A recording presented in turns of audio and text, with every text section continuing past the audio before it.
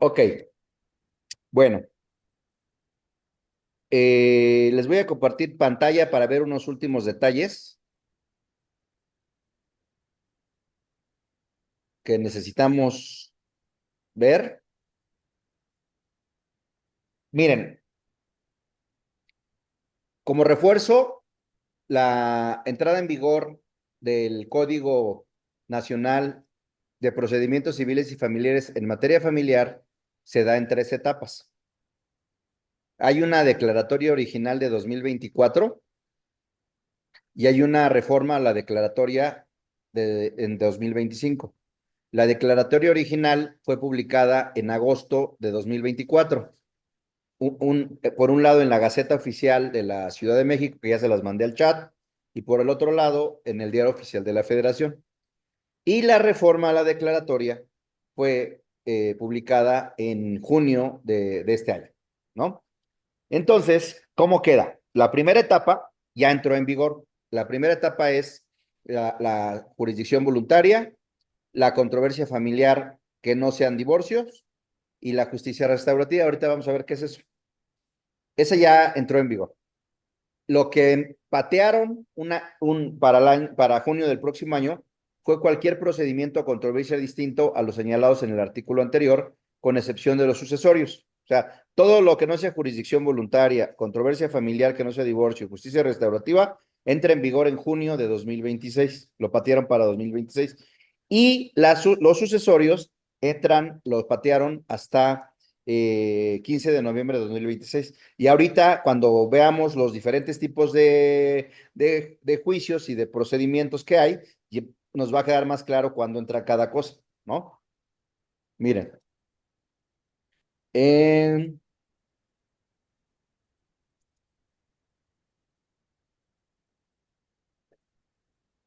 entonces, ya para reforzar, primera etapa, jurisdicción voluntaria, controversia familiar que no sea divorcio y justicia restaurativa. Segunda etapa, cualquier procedimiento o controversia distinto a los señalados en el artículo anterior, con excepción de los procedimientos sucesorios. Y tercera etapa, juicios sucesorios. Entonces, la segunda etapa y la tercera etapa, la segunda y la tercera se van para 2026. ¿Sí? Ok. Ahora, ya habíamos hablado de los ámbitos de validez, ¿no? Habíamos hablado del ámbito espacial, del temporal, del personal y del material, ¿no? Ahora, en materia, en el Código Nacional de Procedimientos Civiles y Familiares regula dos tipos de procedimientos familiares.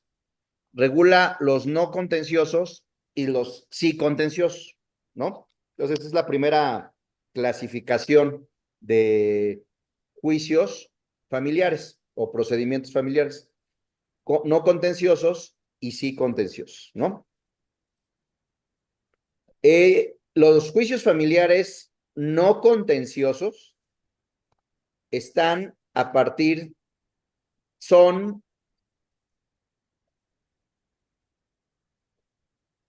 11, 11 procedimientos no contenciosos. ¿Cuáles son esos? Uno, primero hay unas disposiciones comunes del artículo 550 al artículo 561. Después, el primer procedimiento no contencioso es el de los alimentos, del 562 al 568. El segundo procedimiento no contencioso son las medidas provisionales y de protección. Alimentos provisionales, guardia y custodia provisional, régimen de convivencias provisionales, separación de personas, órdenes o medidas de protección provisionales. Artículo 569 a 583. Tercero, la justicia restaurativa. Ahorita vamos a ver qué es todo esto. 584, 586, también es un procedimiento no contencioso.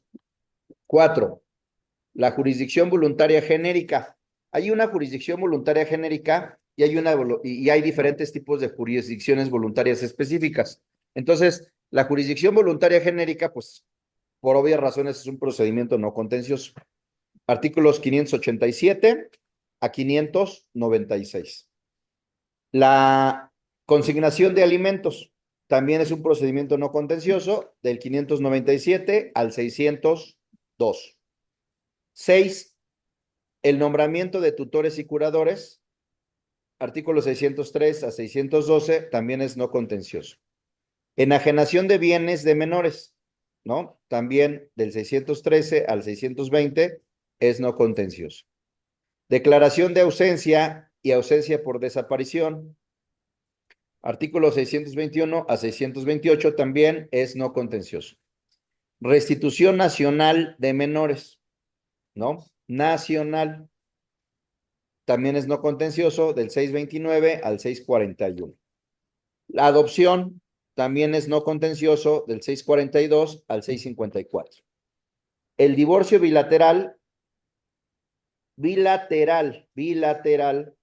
es procedimiento no contencioso y está del artículo 584 al artículo 662. Entonces, como ven, hay 11 procedimientos no contenciosos en el Código Nacional de Procedimientos Civiles. Ahora, vámonos a la reglita de acá. Jurisdicción voluntaria, ¿qué problema le ven? Dice que la jurisdicción voluntaria entrará en vigor o entró en vigor el 1 de diciembre de 2024. ¿Qué problema le ven? Porque cuando vemos los procedimientos no contenciosos, vemos diferentes tipos de jurisdicciones voluntarias, ¿no? La genérica y las siguientes, la de consignación de alimentos, nombramiento de tutores y curadores, enajenación de bienes de menores, declaración de ausencia y ausencia por desaparición, restitución nacional de menores, adopción y divorcio bilateral. Entonces, ¿qué problema le ven a la entrada en vigor No de se la... especifica. Sí, contempla el divorcio bilateral y dice que distintos, la declaratoria original dice que entran en vigor el inciso B, controversias familiares que no sean divorcio. Entonces, a ver, primero, no distingue si es jurisdicción voluntaria genérica o jurisdicciones voluntarias específicas, ¿sale? Entonces, si no distingue, se refiere a todas. Puede ser una interpretación. La otra puede decir, pues, al decir jurisdicción voluntaria, pues solo se refiere a la genérica y no a las específicas, ¿no? Entonces son dos interpretaciones. Eso genera inseguridad jurídica. Luego, las controversias familiares que no sean divorcio. Pues entonces tendríamos que ver cuáles son los procedimientos contenciosos, ¿no? Que no sean divorcio. Esos ya entraron en vigor. Y la justicia restaurativa. Ahora, entonces vamos a ver cuáles son las controversias familiares que no sean divorcio, que ya entraron en vigor. Miren, esos son los juicios familiares contenciosos. El juicio oral familiar. Artículo 663 a 683. ¿Ya entró en vigor o no entró en vigor? Sí. ¿Por qué? Según yo sí, porque no se contempla entra dentro de, valga la Porque redundancia, dice los las demás controversias. procedimientos familiares que no sean Ahí divorcio. que no sean divorcio. Entonces ya entró en vigor, ¿no? Juicio familiar. Luego, juicios sucesorios. ¿Ya entró en vigor? No, No. No, efectivamente. ¿Hasta cuándo entra No, en vigor? hasta el 26. hasta Hasta el noviembre del noviembre del 26. 26. Efectivamente, hasta noviembre de 2026. Entonces, mientras todas las sucesiones las vamos a seguir tramitando en el Ciudad de México con el Código de Procedimientos Civiles aplicable a la Ciudad de México. Procedimiento especial intestamentario. ¿Ya entró en vigor? No, No, No, porque también es un sucesorio, nada más que es Sí. sin testamento. Entonces entra hasta noviembre de Noviembre del 26. 26. Sucesión testamentaria, Noviembre del Tampoco. Noviembre de 26. procedimiento no contencioso vía judicial, Sí, Mm, contencioso. pues no que hay contenciosos y no contenciosos. Ya ven cómo está el código, que supuestamente por un lado regula los no contenciosos y por otro lado los contenciosos, y en los contenciosos mete un procedimiento no contencioso vía judicial. Entonces, ese también es no contencioso, ¿no? ¿Ya entró en vigor? Entonces ya entró. Ese sí Sí. entró en vigor. Sí, entró. Sucesión por notario, no, porque es Hasta en sucesorio. noviembre Sí, porque es sí, sucesorio. eh, ahora, aquí hay un tema. Vamos a empezar. ¿Qué tipo de juicio sería el que vamos a intentar? ¿Alimentos?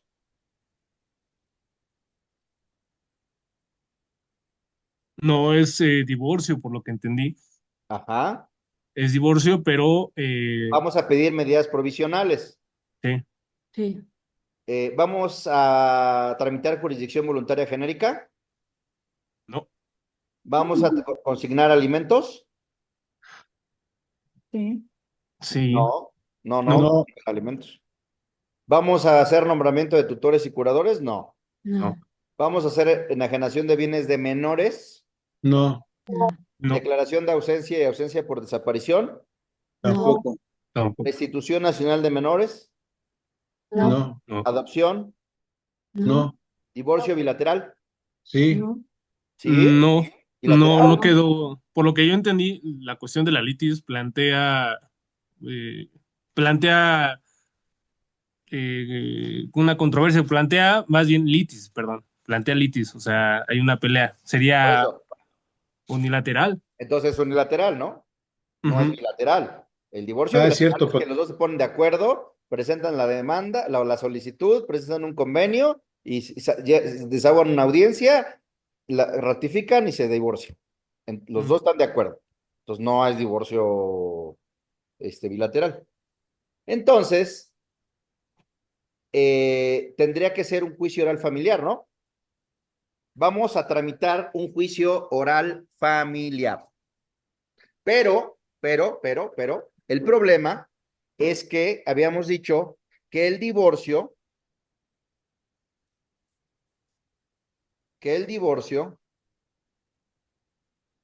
entraría,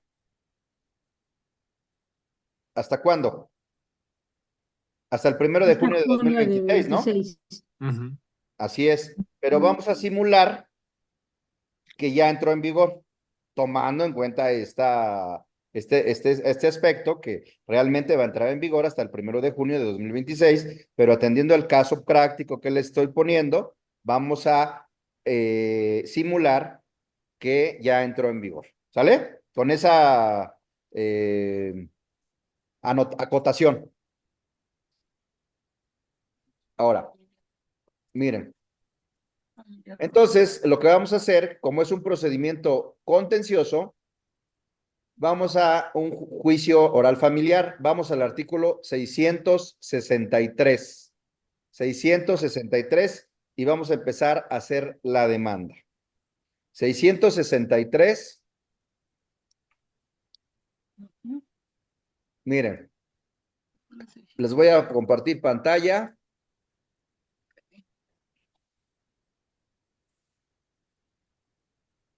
¿Se ve? Sí, sí se ve, ya se ve mejor. A ver.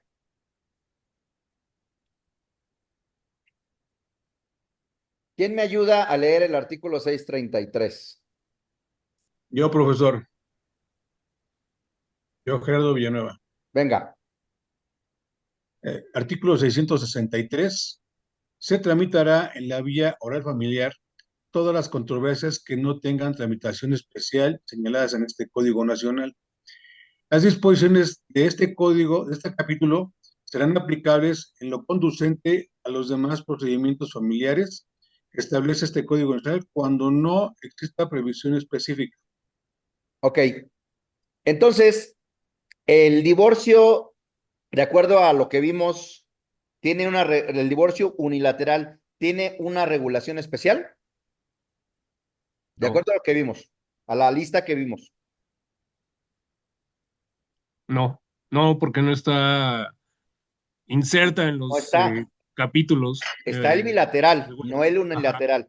Entonces, si vamos a tramitar un divorcio unilateral, entonces lo tenemos que tramitar en la vía oral familiar, porque en esa vía se tramitan todas las controversias que no tengan una tramitación especial señalado en el Código Nacional. Entonces, todas las controversias que vimos que están especialmente reguladas, esas tienen su procedimiento. Y las que no, se rigen por el juicio oral familiar. ¿Estamos de acuerdo? Sí, profesor. Así de sencillo, así de sencillito. Entonces, está bien sencillo. Todo lo que no sea especial, que esté regulado de manera especial, nos vamos al juicio oral familiar. Es como si fuera el juicio ordinario, pero es el juicio oral familiar, ¿sí? Todo lo que no sea específico es juicio oral familiar, ¿vale? Luego, a ver, ¿quién me ayuda con el artículo 664? Maestro, Sí, ¿me gusta. repite, por Ande, favor? Disculpe, ¿cuáles serían entonces los específicos, los primeros que leyó? ¿sí? Los que tienen Los ponemos otra tramitación. vez. Gracias, Los ponemos otra vez. A ver, gracias. los Los ponemos que tienen, otra vez. oye, lo que yo entendí, pues son los que tienen un capítulo en específico que habla sobre Efectivamente, ellos. efectivamente. Los 11, ¿no? Alimentos, Ujú.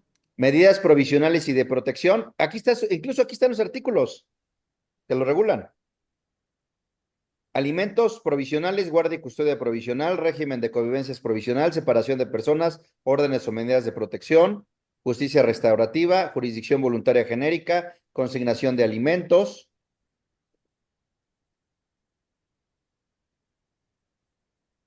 nombramiento de tutores y curadores, enajenación de bienes de menores, declaración de ausencia y ausencia por desaparición, restitución nacional de menores, adopción, divorcio bilateral y los juicios sucesorios, Ujú. ¿no? Ujú.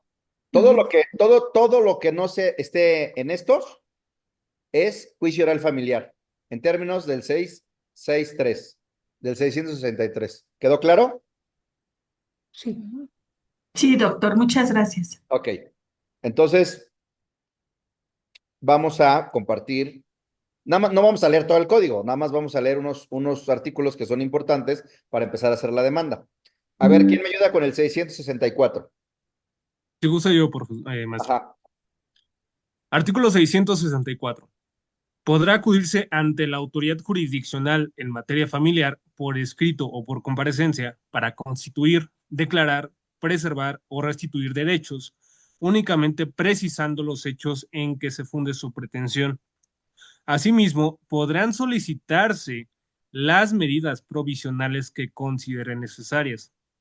Las partes deberán presentar desde la primera actuación las documentales que soporten su pretensión o excepción y ofrecer los medios de prueba que estimen oportunos. Las Bien. copias respectivas de la comparecencia y demás documentos serán tomados como pruebas, debiendo relacionarse en forma pormenorizada con todos y cada uno de los hechos narrados por el compareciente, así como los medios de prueba que presente. La autoridad jurisdiccional, una vez presentada la demanda, se deberá pronunciar en su caso sobre su admisión dentro del término máximo de 3 días. Ok. Lo primero que tenemos que saber antes de hacer la demanda es que ya sabemos que todas las controversias que no tengan una tramitación especial, de las que ya vimos, se tramitarán en la vía oral familiar. ¿Sale? Así de sencillo. Luego, ¿qué podemos presentar la demanda por escrito o por comparecencia, ¿no? Tenemos que señalar la sentencia o lo que vamos a pedir es que se constituya, que se declare, que se preserve, que se restituya derechos, ¿no? Entonces van a haber sentencias constitutivas, declarativas, preservativas o restitutorias. El actual código nada más regula 3 tipos de sentencias: declarativas, constitutivas y de condena. Este código regula 4: las constitutivas, las declarativas, las preservativas y las restitutivas. Ahorita vamos a ver más adelante cuáles son. Y dice que únicamente tenemos que precisar los hechos en que se funde nuestra pretensión. ¿Cuál pretensión? La de constituir, la de declarar, la de preservar o la de restituir. ¿Sale? Entonces vamos a tener un capítulo, está mal redactado, pero vamos a tener un capítulo de pretensiones o prestaciones. Y las prestaciones va a ser que el juez constituya, que el juez declare, que el juez preserve o que el juez restituya, ¿no? Vamos a tener un capítulo de hechos, ¿sí? Hechos en que se funde la pretensión. También vamos a tener un capítulo de medidas provisionales. Ya se acuerdan que vimos que hay un capítulo especial de medidas provisionales. Tenemos que acudir a ese capítulo para armar nuestro capítulo de medidas provisionales.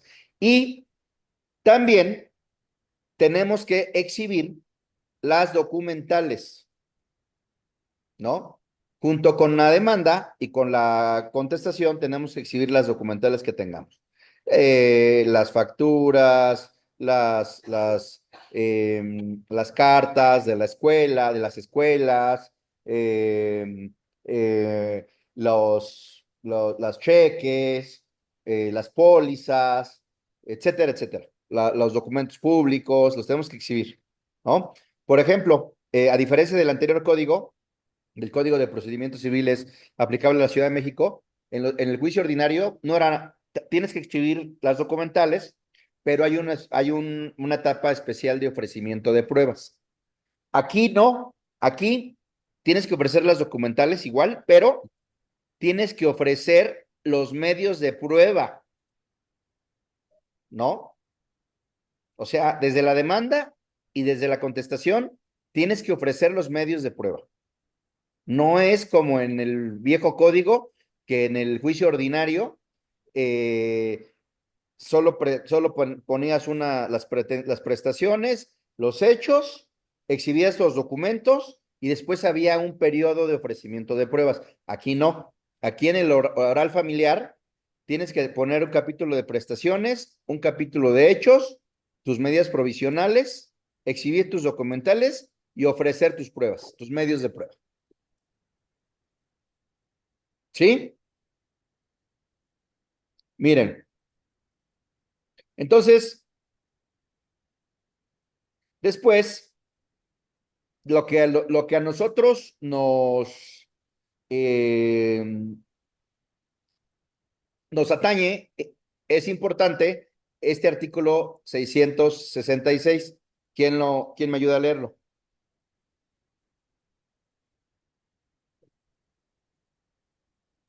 Yo, doctor. Artículo 666. En todo momento, las partes deberán contar con una defensa técnica, efectiva, y tratándose de asuntos que afecten derechos de la infancia, además la defensa será especializada.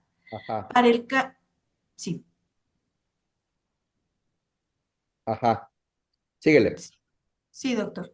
Para el caso de que alguna o ambas partes acudan sin ella, la autoridad jurisdiccional solicitará de inmediato la intervención de la Defensoría Pública, quien de manera gratuita asistirá a quien lo requiera, y para el caso de que la designación se realice en el momento del desahogo de alguna audiencia, la autoridad jurisdiccional podrá diferirla por una ocasión, Ujú. fijándose nuevo día y hora dentro de los siguientes 10 días hábiles. Eh, ¿Saben qué han hecho, qué hacen algunos abogados con eso? ¿O no? No. A retrasar el juicio. No, Vamos a suponer que dice que en todo momento es en todo momento, en audiencias, ¿no? En la audiencia preliminar, en la audiencia del juicio, las partes deberán contar con una defensa técnica y efectiva, y si son derechos de la infancia especializada. Para el caso de que alguna o ambas partes acudan sin ella, una o ambas acudan sin ella, o sea, sin la defensa técnica, efectiva o especializada, la autoridad jurisdiccional solicitará de inmediato la intervención de la Defensoría Pública, quien de manera gratuita asistirá a quien lo requiera. Y para el caso que la designación se realice en el momento del desahogo de alguna audiencia, en el momento, la autoridad podrá diferirla por una ocasión.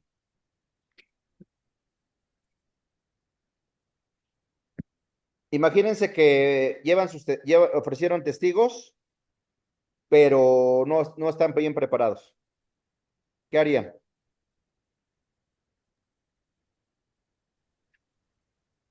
¿Qué harían? Y en esa audiencia se van a desahogar el interrogatorio de los testigos. ¿Qué harían? Eh, no sé, estoy pensando varias cosas. O sea, el objetivo principal puede ser que se difiera la audiencia en caso de ¿Cómo? que no estén especializados No y presentándose. No No, presentándose el abogado. no es, efectivamente. o tal vez desistiéndose del cargo, ¿no? No presentándose. Pero O si no se está bien, presenta, desistiéndose. Entonces, no vienen bien preparados sus testigos. Se presenta la parte sin abogado. Y si se presenta la parte sin abogado, ¿qué va a pasar? En el momento del desahogo de la audiencia, la autoridad jurisdiccional podrá diferirla por una sola ocasión. pero no los multan, profesor. Sí, No. sí, hay Habría que una hacer multa. apercibimientos, ¿no, maestro? Los pueden Obviamente apercibir. tiene que existir un previo apercibimiento, pero de una multa a, Perder el juicio.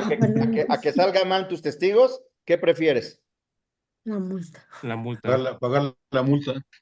¿No? El tema es que es potestativo del juez, entonces el juez, sí, si se le alcanza a dar cuenta, porque aquí dice podrá. Sí. Entonces, si el juez observa que puede darse una práctica desleal Ajá. o algún fraude procesal, etcétera, Ujú. pues igual y no la difiere. Ajá. Pero si no le difiere, ¿qué va a pasar? Pues tiene que ¿Ocurriría ponerles una violación? protección. Se le da herramientas a la contraria para que pueda apelar. No, porque precisamente llamas a la defensoría, se va a presentar yo entiendo el artículo de esta manera, se le va a nombrar al defensor, si el defensor en ese momento comparece, se impone de los autos, entonces tú desahogas la probanza. Ajá. ¿Y Por qué, eso y lo qué, y deja qué derecho te violan? La debida defensa. ¿Qué derecho te violan? O sea, Asistencia técnica y adecuada defensa. El ser oído y igualdad de vencido. armas, ¿no? También. ¿Por porque igual qué? podrían darte un receso de unos 20 minutos, una media hora para que se imponga de la constancia y continuamos con la diligencia. Es lo que yo he visto que en No, sí. ocasiones Sí, que es lo que hacen. Pero ¿tú crees que en 20 minutos van a poder revisar todo el expediente y preparar testigos, interrogatorios, todo? Claro que no. No, lo que podría pasar es que a petición de parte del defensor público se difiera Ujú. y pues no se lleva a cabo la audiencia y sale ganando uno como abogado. Entonces, eso lo tienen que tomar en cuenta, ¿no? A mí me pasó una vez, esa misma disposición viene en el Código de Procedimientos Civiles, no, iba a ser una confesional, no, una cosa es aleccionarlo y otra cosa es prepararlo, ¿no? No venía debidamente preparado la persona que iba a desahogar la confesional y no se presentó el abogado. Entonces, al no presentarse el abogado, pues lo que sucedió es que se difirió la audiencia, no se desahogó la confesional y ya hubo la oportunidad, porque a veces no necesariamente tiene que ser de mala fe, ¿eh? A veces los abogados te dejan el asunto antes de la audiencia, se enojan y se van y te dejan ahí, presentan su renuncia y ahí te dejan, o ni siquiera presentan su renuncia, ahí te dejan, Oiga, ¿no? maestro, perdón. Y enfermando a algunos de los testigos también es procedente, ¿pudiera diferirlo? Claro. Sí, lo vamos a ver más adelante, es una causa que puede diferir. Porque acuérdense del principio, que hay un principio de unidici- ajá, de que no se puede dividir el desahogo de la prueba testimonial, ¿no? Ok, bueno, a ver, Perdón, maestro, ¿podría repetir el principio? No lo entendí muy bien. sí, es el principio de indivisibilidad de la prueba testimonial. No se puede dividir la prueba testimonial, ¿por qué? Porque se le permitiría a los testigos comunicarse de lo que dijo uno del otro. Entonces, de lo que se trata es que, como viene en la Biblia, esto viene desde la Biblia. En la Biblia viene que no se debe de permitir a los testigos comunicarse porque si no se ponen de acuerdo en lo que van a decir. Por eso no se permite dividir la prueba. O sea, por ejemplo, no se permite hoy desahogo un testigo, mañana desahogo otro y al otro día desahogo otro, porque existe la posibilidad de que se comuniquen qué es lo que dijeron y se vicie la prueba. Perfecto, perfecto. ¿En Muchas qué gracias. libro de la Biblia, doctor? ¿Mandé? ¿En qué libro de la Biblia? Les mando al rato el dato. Viene precisamente en donde habla incluso mi tocayo Daniel, el apóstol, y viene precisamente, hay una contienda, les mando más el dato para que lo especifiquen dónde está, y hay una contienda y él dice ese principio, que no se les debe de permitir, no se debe de permitir que se comuniquen y ni que se divida el desahogo de la prueba porque se van a comunicar. Y si se comunican, pues, ¿no? Ok, bueno, a ver, miren, vamos a empezar con la demanda. Eh, el código, el código es un muñeco de trapo descosido y parchado, ¿no? Entonces, no está ordenado. En algunas partes vamos a encontrar la demanda, en algunas partes vamos a encontrar la contestación, en otra parte de otro título vamos a encontrar la audiencia preliminar, en otra parte vamos a encontrar la audiencia de juicio, etcétera, etcétera, ¿no? En términos generales, así generales, lo vamos a ver, es la demanda, la contestación, la audiencia preliminar, la audiencia de juicio, la resolución. En términos generales, muy generales. Pero todo esto está regado. Todo esto está regado. No está en una sola, o sea, no está en un solo capítulo, no está regulado en todo junto. Tenemos que estar buscando caso a caso, artículo por artículo, el artículo que es el aplicable, ¿no? Entonces, ahorita les voy a decir cómo hacerlo. Es sencillo. Es muy sencillo, ¿no? Entonces, miren, no sé si ustedes recuerdan que les dije que había una estructura, para que no se les olvide y sepan cómo integrar su demanda, les dije cómo estaba integrado la estructura del código. En el libro primero del Sistema de Impartición de Justicia en Materia Civil y Familiar. En el libro segundo del Procedimiento Oral, Civil y Familiar. En el libro cuarto de la Justicia Familiar. Libro séptimo de los recursos, octavo de digital, noveno, sentencia, vida, premios y ejecución, ¿no? Entonces, por lógica, esto es lógica, por lógica, ¿en dónde vamos a buscar los requisitos de la demanda? ¿En dónde los buscarían? En el libro segundo. En el libro segundo del procedimiento de Pues oral civil. los buscaría en el libro primero, los buscaría en el libro segundo, los buscaría en el libro cuarto, ¿no? ¿Sí? Si yo no sé, si yo entiendo esta estructura, por eso no es meramente teórico entender la estructura del código, sino para que podamos encontrar lo que estamos buscando. ¿Qué pasó, Gerardo? Gracias, maestro. Nada más, yo creo que también sería en el noveno, ¿no? En cuestión de la sentencia. Sí, porque tenemos que vincular la demanda con la sentencia.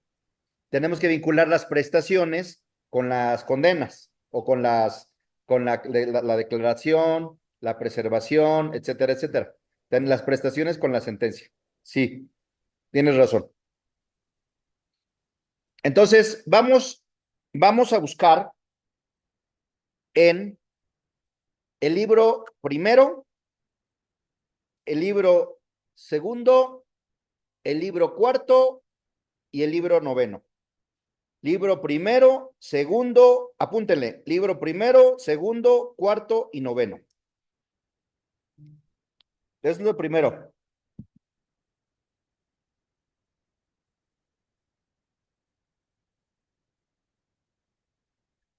Ahora, entonces, vamos a buscar en el código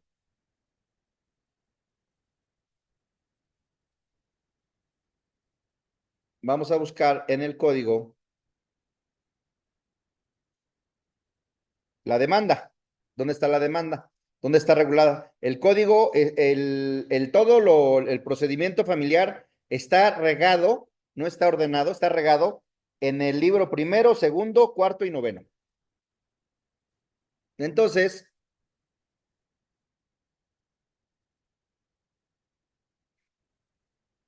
en el artículo 235 vienen los requisitos de la demanda. Vamos a apuntarle, 235. Entonces, para que esos requisitos de la demanda sean aplicables a la demanda oral familiar, ¿en qué títulos deben de estar? ¿En qué libros deben de estar?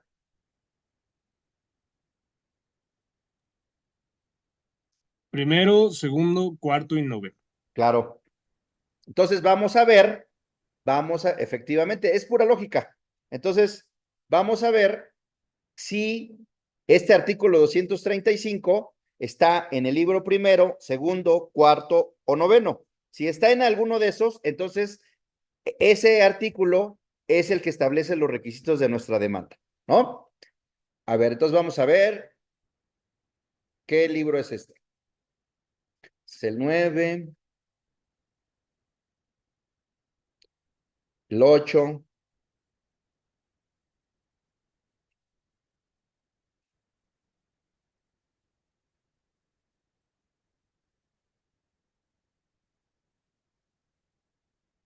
el 7, el 6, el 5, 4,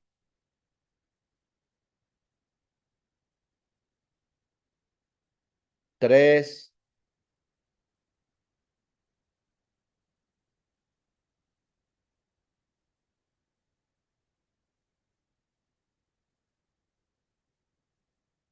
En el libro segundo, profesor. sí, nada más vamos a terminar de hacer el ejercicio. Sí. 2,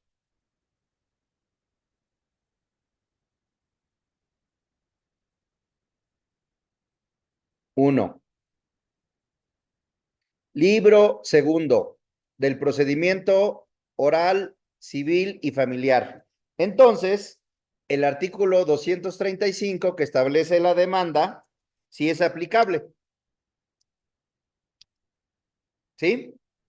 Entonces, nuestra demanda oral familiar debe de cumplir con los requisitos que establece el artículo 235. Y les voy a dar una metodología porque no nada más es hacer la demanda por hacerla. Les voy a enseñar una estrategia para formular una demanda de calidad.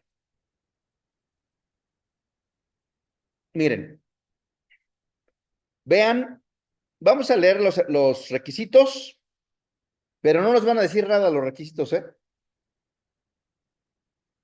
Lo que vamos a hacer, permítame un segundito, permítame un segundito.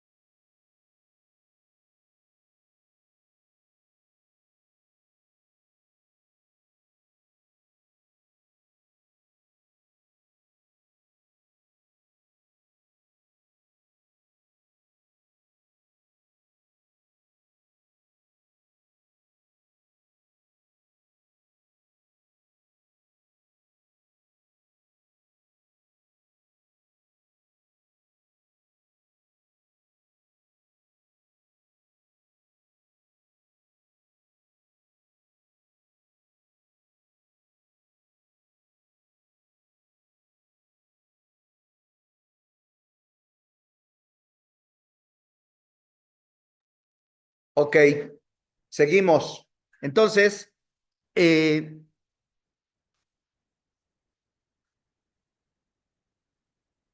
miren, ¿qué establece vamos a leer párrafo por párrafo, fracción por fracción, y les voy a decir a qué requisito se refiere y después vamos a hacer la demanda. ¿Quién me ayuda con la lectura? Dile que estoy en... Sí, ¿Quién me ayuda? ¿qué usa yo? Artículo 300, desde el artículo o antes, 235. 235. La demanda deberá cumplir los siguientes requisitos. Fracción primera, la autoridad jurisdiccional ante la que se promueve. Hasta ahí, a qué requisito se refiere? La competencia, profesor. ¿Qué tipo de competencia? Familiar. Primera instancia. Se refiere a la competencia objetiva y subjetiva. Y en relación a la competencia objetiva, ¿a cuáles se refiere?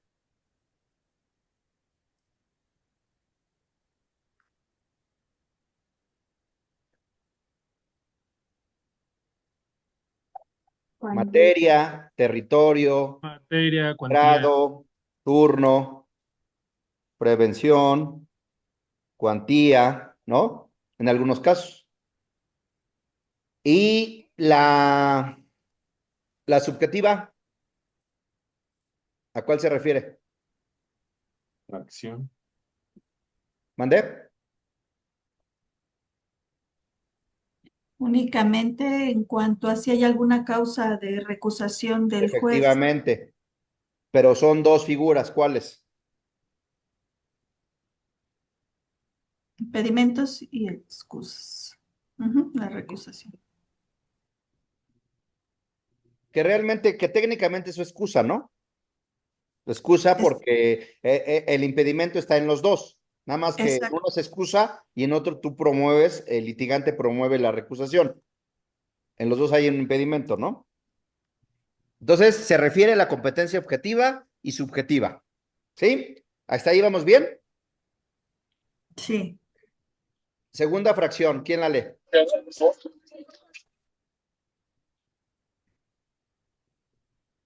Nombre, denominación o razón social de la parte actora o de quien promueve a su nombre. El domicilio para oír y recibir notificaciones dentro de la jurisdicción. Número telefónico y dirección de correo electrónico para los mismos efectos procesales. Cuando proceda, revelar si el promovente pertenece a grupos sociales en situaciones de vulnerabilidad. Ok. Nombre, denominación o razón social de la parte actora. Obviamente, el nombre se refiere a una persona física, ¿no? Y la denominación o razón social se refiere a una persona moral, ¿no? Si es la parte actora. O de quien promueve a su nombre. De quien promueve a su nombre, ¿qué figura es? Puede ser un apoderado, puede ser un gestor Representante. oficioso. Se refiere a la figura de la Representación. Representación. ¿Cuántas representaciones hay? ¿Cuántas representaciones hay? 3, ¿no? Hay 3, ¿no? Sí. ¿Cuáles son? Legal. Legal.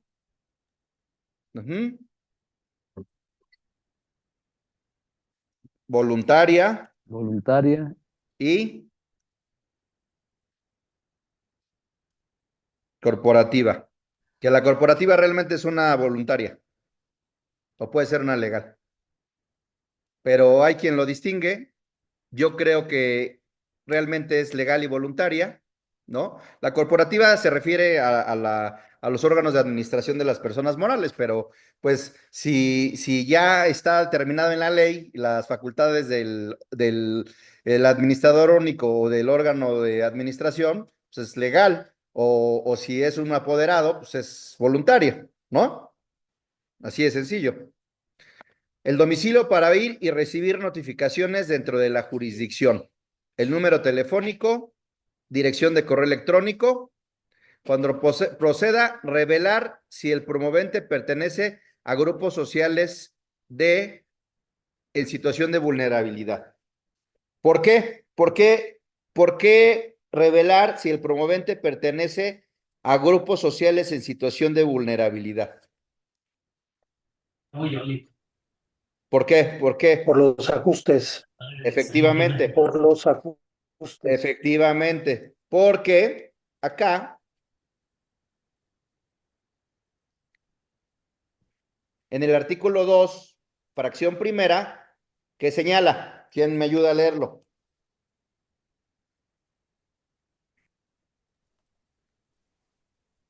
Para los efectos de este Código Nacional de Procedimientos Civiles y Familiares, se entenderá por 3.1, ajustes del procedimiento, las modificaciones y adaptaciones necesarias y adecuadas para facilitar y garantizar el desempeño de las funciones efectivas de las personas que pertenecen a los grupos sociales en situación de vulnerabilidad, como participantes directos e indirectos, en todos los procedimientos judiciales, así como el acceso a la justicia en igualdad de condiciones. ¿Ya vieron?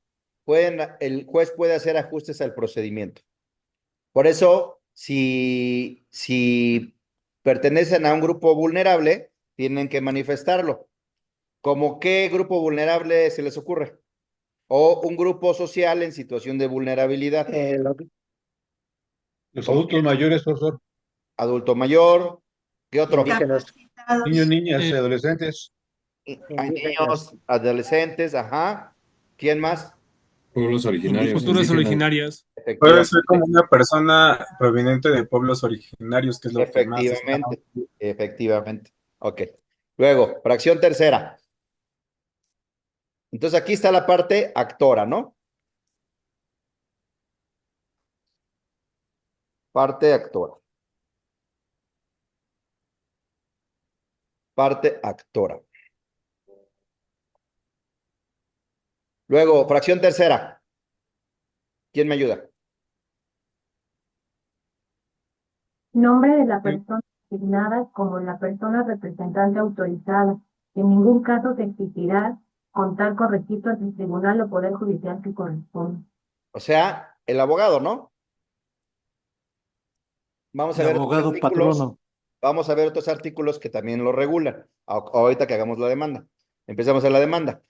Este es importante porque en la actualidad en muchos estados, en muchas entidades federativas, incluyendo Ciudad de México, se requiere contar con un registro en el caso de la Ciudad de México, ante la primera secretaría, ¿no? Por ejemplo, en Puebla también requiere hacer un trámite ante el tribunal para registrar tu título y tu cédula profesional. Si ya hay si ya la expidió una autoridad, ¿qué sentido tiene que la registres nuevamente ante el tribunal? ¿No? No tiene ningún sentido. Pero bueno, el código actual, en el artículo 112 del Código de Procedimientos Civiles, Si en la 112, audiencia ajá, ¿no? tengo que Luego, acreditar. fracción cuarta.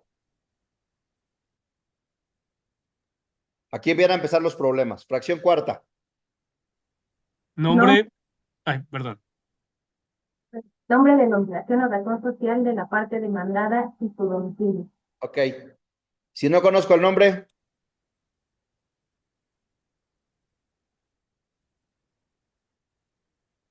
¿cómo se llama? Cuando no conozco el nombre.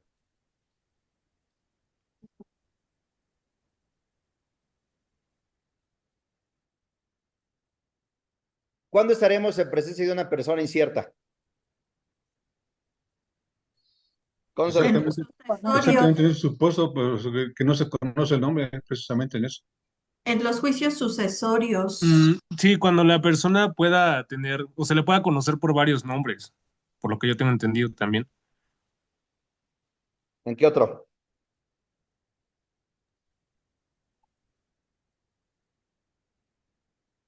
¿Cómo en qué? ¿Qué se les ocurre lo más fácil, lo más básico, lo más sencillo?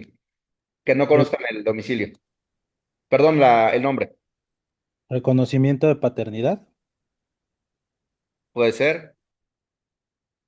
Pero algo más básico.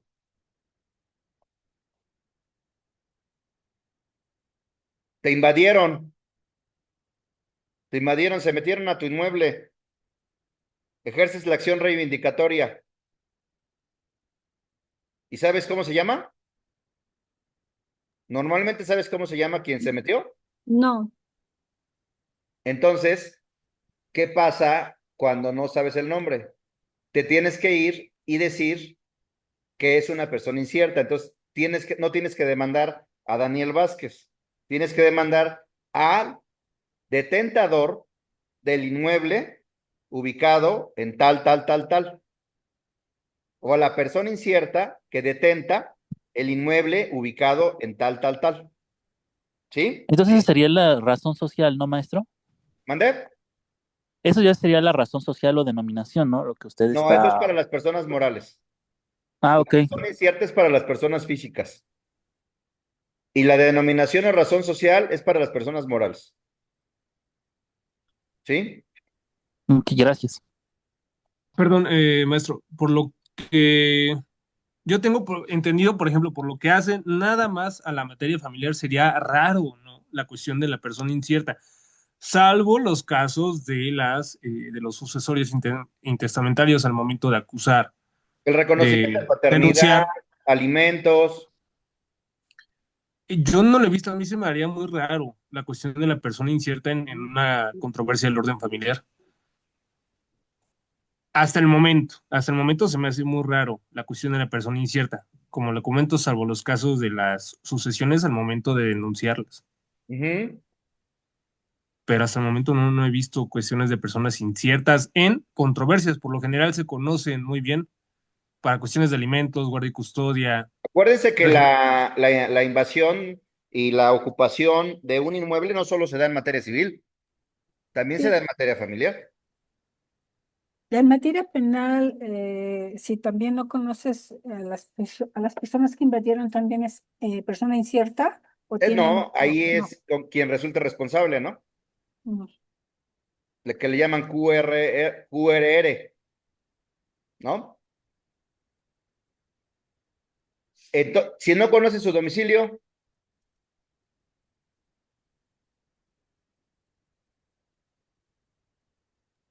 ¿qué pasa si es persona incierta? Porque también te pueden invadir y hay una acción, hay una jurisprudencia que habla de las personas inciertas, de las personas, perdón, sí, de la acción para sacar a una persona que te invadió, un familiar que te invadió. Sí, yo tuve un problema de una invasión en un departamento y ese fue un problema. No sabíamos quién y cuando fuimos a tocar resulta que las personas que estaban, otras personas ya les habían rentado el departamento. Ujú. Miren, ¿qué es lo que va a pasar?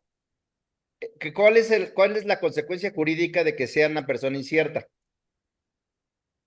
Miren, el artículo 209, fracción primera, establece ¿qué establece? ¿Qué Ahorita le establece? ayudo. Artículo 209. Procede emplazamiento o la notificación por edictos fracción 1, cuando se trate de personas inciertas. A ver, les voy a poner un caso. Tal vez no es en materia familiar, pero les pongo un caso que les puede servir, porque algún día a lo mejor les llega un asunto similar. Salud. Me tocó, era una franja de terreno, eran paracaidistas y había un campamento. Habían 100 personas, 100 familias en el terreno. ¿Cómo los emplazas?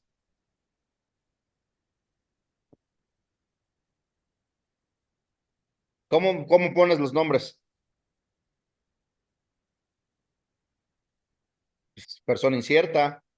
La persona incierta que detenta una parte del inmueble ubicado en tal lugar. ¿Sí? O sea, mencionas la ubicación del lugar, pero con la advertencia o como la La mención persona de lo que me... demando por medio de este escrito y en la vía oral familiar, demando a la persona incierta que actualmente ocupa o detenta el inmueble tal, tal, tal, tal, tal. o Ok. demando en la vía oral familiar a la persona incierta que trabaja en tal lugar, ¿no? A los alimentos, ¿no? O reconocimiento de paternidad, ¿no? ¿Sabe quién lo hace mucho?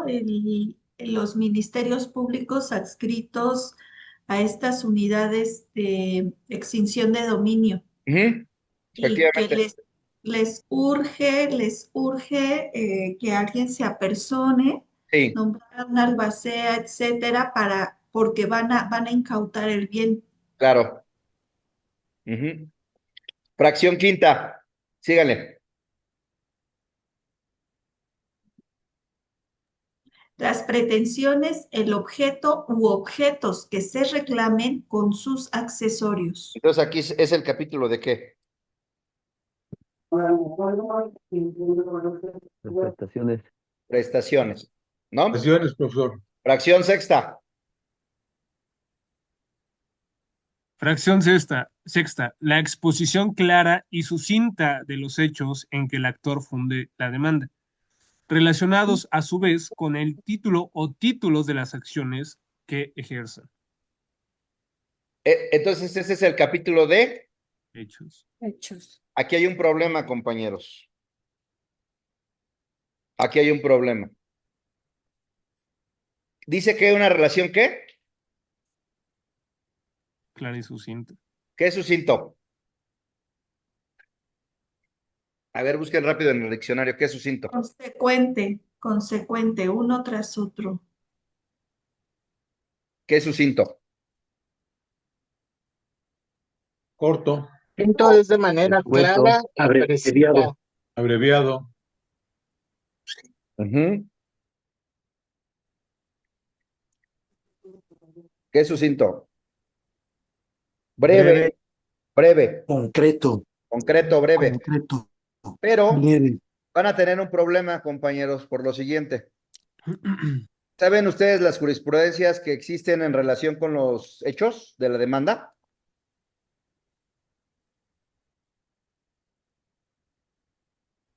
¿Sí las conocen? ¿O no? Oscura. ¿O se las Ambigua. pongo? No. Confusas. ¿O se las pongo? Si Por nos las favor. puede presentar, Por profesor, favor, por favor. profesor. A ver. Va. Mm, voy.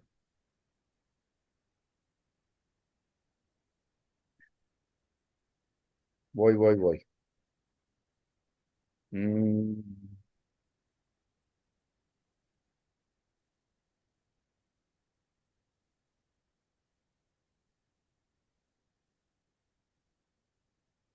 miren, aquí hay una jurisprudencia.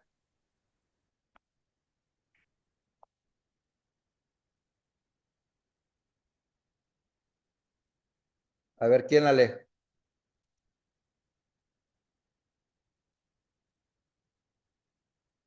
Si gusta yo, maestro. Ok, pruebas carecen de eficacia sin referencia a hechos no mencionados en la demanda o contestación. Cuando se precisan los hechos en que se hace descansar una acción o una excepción, aun cuando las pruebas que se hayan aportado en el juicio se hubieran referido a los omitidos. No podrían tener como efecto subsanar las deficiencias de la demanda o de su contestación, ya que es en estas donde deben plasmarse respectivamente la acción y las excepciones, así como los hechos de los que se hacen derivar, siendo la base donde las partes deben y pueden desplegar su acción o defensa. Por tanto, pretender perfeccionar o subsanar tales deficiencias a través del resultado de cualquier prueba sería antijurídico o traería como consecuencia que el juzgador resolviera sobre hechos no controvertidos. ¿Qué problema le ven? ¿Me deja ver el rubro, por favor, otra vez?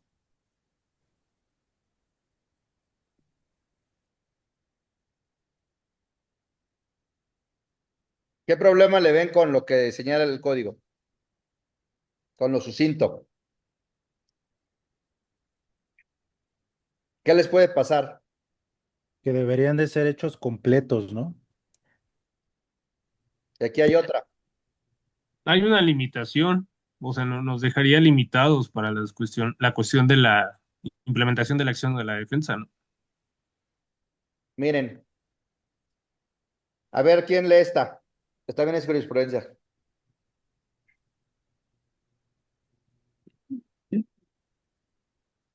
Dice demanda o contestación. Su deficiencia no puede ser subsanada por el resultado de las pruebas aportadas en el juicio. Si en la demanda natural el actor no precisó todos aquellos hechos en los que hacía descansar la procedencia de su acción, o el demandado en su contestación los hechos materia de sus excepciones, aun cuando las pruebas que hayan aportado en el juicio se hubieran referido a los omitidos, tal circunstancia no podría tener como efecto subsanar las deficiencias de la acción y las excepciones, así como los hechos de los que se hacen derivar, siendo la base de donde las partes deben y pueden desplegar su acción o defensa. De ¿Ya ahí, vieron? Entonces, si ustedes se limitan al código a señalar los hechos de manera clara y sucinta y les faltan hechos, ¿qué les va a pasar? no se puede subsanar. No se va a poder subsanar con las pruebas. Nos van a desechar las pruebas. Efectivamente, ¿por qué? Porque no hay hechos en los que se puedan, con los que se puedan relacionar. Efectivamente, porque no están relacionadas con qué? Con Con la los teoría del hechos. caso Con los hechos controvertidos. o con los hechos controvertidos. ¿Sí? Sigamos. Fracción séptima. Ahí voy. Los fundamentos de derecho, procurando citar la clase de acción intentada, los preceptos legales y, en su caso, convencionales, los criterios jurisprudenciales o doctrinales o principios jurídicos aplicables. ¿Qué capítulo es? Derecho. Estamos en el primer. Ese es el capítulo de derecho. ¿Sí? Fracción octava.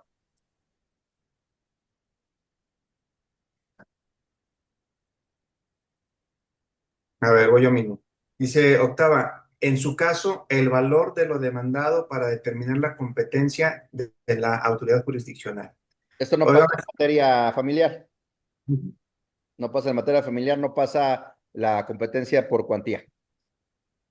¿Sale? Esto es competencia. Es competencia por cuantía. No, fracción novena.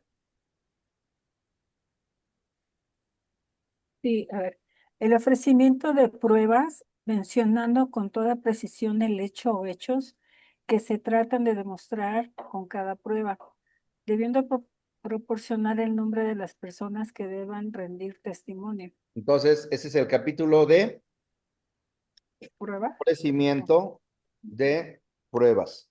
A diferencia del juicio ordinario que regula el código, aquí en el juicio oral familiar, desde la demanda y desde la contestación deben ofrecer sus pruebas. ¿Sí? Décima.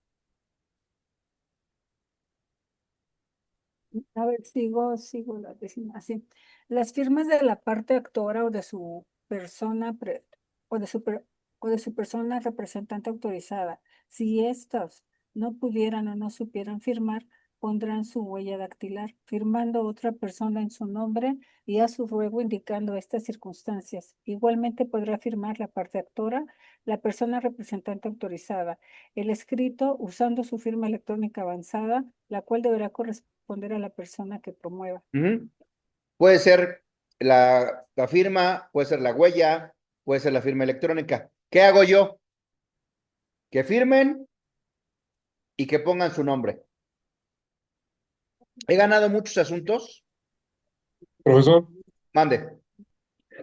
y por ejemplo, si es un juicio que se lleva ya en línea, Sí. por ejemplo, que ahora es apoyo de terceras, lo que antes era el juicio de interdicción. Sí.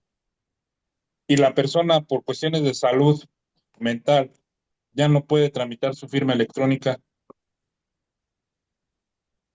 ¿qué sucede en esos casos? Lo puede hacer por medio, acuérdate que si hay jurisprudencia que señala que no necesitas acreditarlo totalmente, sino opera una presunción a su favor y puede tener un representante. Y entonces puede firmar el representante. Por eso arriba veíamos que puedes demandar por sí o por medio de representante y que era representante legal o representante voluntario. En ese tipo de casos sería un representante legal. E ¿Sí? incluso ya hay tesis de jurisprudencia que tienen prohibido los juzgadores desechar Así por es, la falta de la firma del promovente. Puede firmar su mandatario, así es, su abogado, y ya es jurisprudencia. sí. ¿Qué más? Pero Décima primera. actualmente una cosa es el ser y otra cosa es el deber ser, porque a mí me han desechado firmas, me han desechado demandas porque carecer de firma electrónica cuando en la misma demanda se establece que por imposibilidad física y mental ya no puede obtener su firma electrónica. Efectivamente, yo no me la jugaría. Puede interponer su queja. Sí, pero traten de ser lo más ortodoxos. Una recomendación, después de, yo debo de llevar, no sé, 25 años litigando. Una recomendación es que traten de ser lo más ortodoxos posibles. Porque por más que ustedes digan, aquí está el artículo, voy a ganar la apelación, voy a ganar el recurso, a veces no lo ganan. Traten de ser lo más ortodoxos posible, lo más cuidadosos posible. Fracción 11.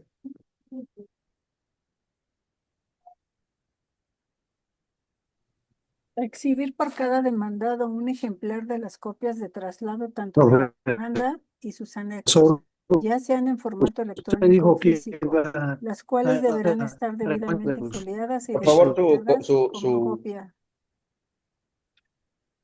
Si los interesados fueran varios, se acompañará un ejemplar para cada uno de ellos. Esta exigencia... Fíjense que a diferencia del anterior código, aquí en el nuevo, las copias de traslado deben de estar debidamente foliadas e identificadas como copia. El código de procedimientos civiles actual de la Ciudad de México, aplicable a la Ciudad de México, pues tú avientas así los traslados, las copias. En aquí tienen que estar debidamente foliadas e identificadas como copia. ¿Sí? Ok.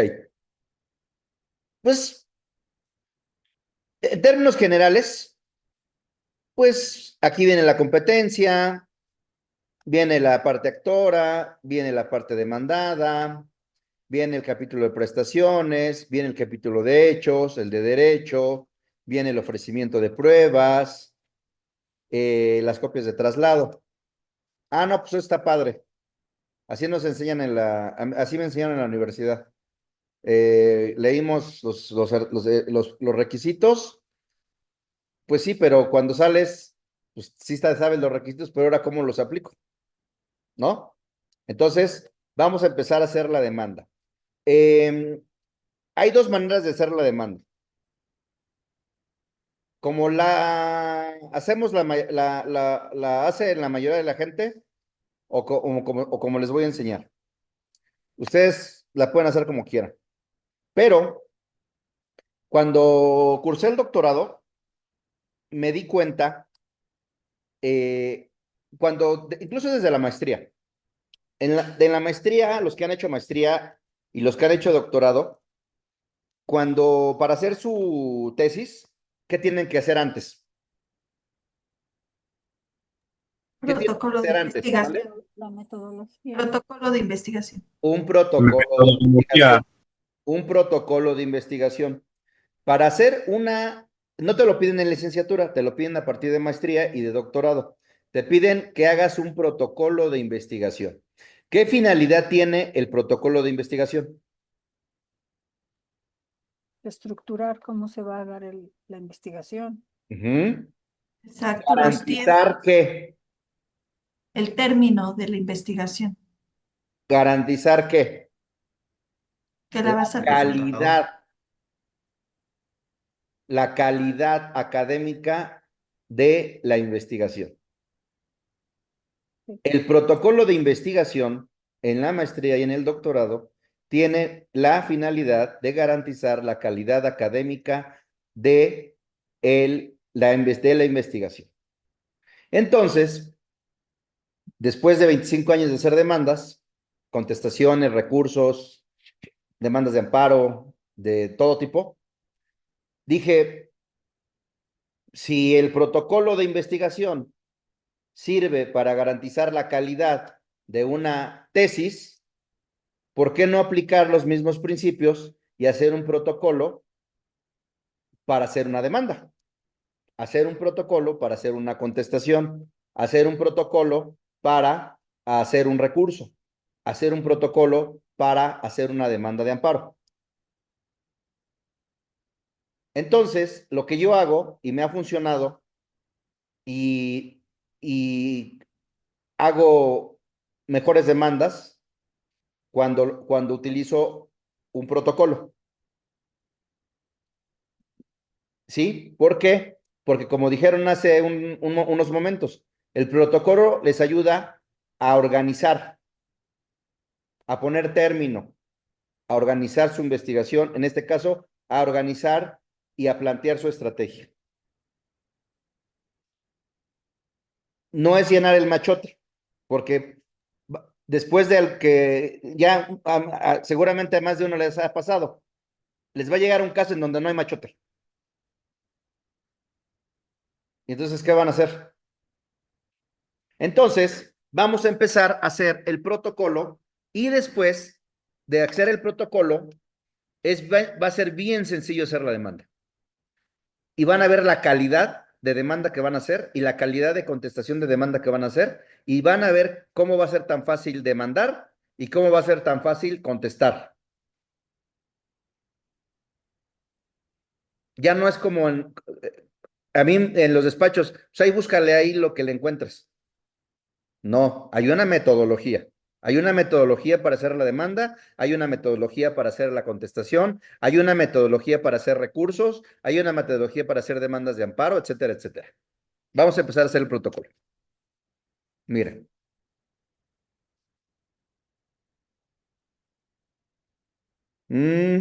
¿Alguna duda hasta aquí? Sí, profesor, le quiero pedir un favor. ¿Podría poner nuevamente la lámina que puso al inicio de los juicios no contenciosos, por favor? Es que no se grabó la foto. Claro. Gracias. No contenciosos. A ver.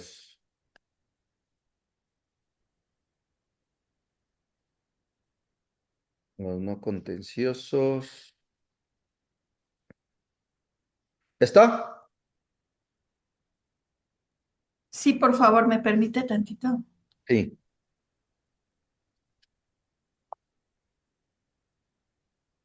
Y continúa en la